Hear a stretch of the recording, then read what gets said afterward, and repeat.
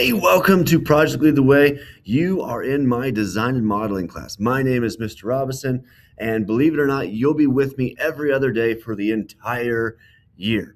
Now, design and modeling is a really simple course where we take some design concepts and challenges and we try to create prototypes. So we'll start really simple with an instant design challenge where we try to create a foot orthotic or an ankle brace. And we'll talk about how that works and how it doesn't work as we meet our new friends in class. And then we'll do some individual work. We'll talk about isometric and orthographic drawing.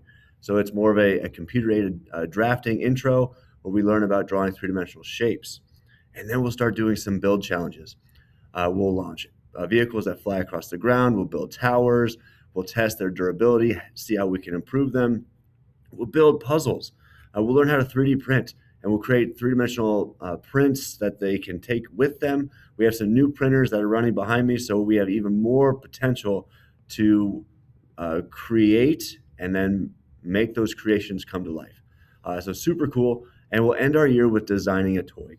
Students will group back up at the end of the year, and they'll figure out how to design a toy for someone who has cerebral palsy. And so that'll be a super cool year. It goes by super quick. It seems like a lot because we'll be together every other day. But this is a new, interesting way to problem solve and to learn and hopefully develop some new cool things this year. If it sounds familiar, each of you that were in fifth grade or in elementary school here at Johnston have done little tiny units of Project Lead the Way. But now you are going to be doing it for the entire year. If you want to stop by and check out the room, I'm here from 3 to 4 for anyone new to Johnston, and then from 4 to 5, that's a sixth grade time slot. You're more than welcome to come in. I'll have a few things set out. You can check them out. You can check out the room. You can say hi.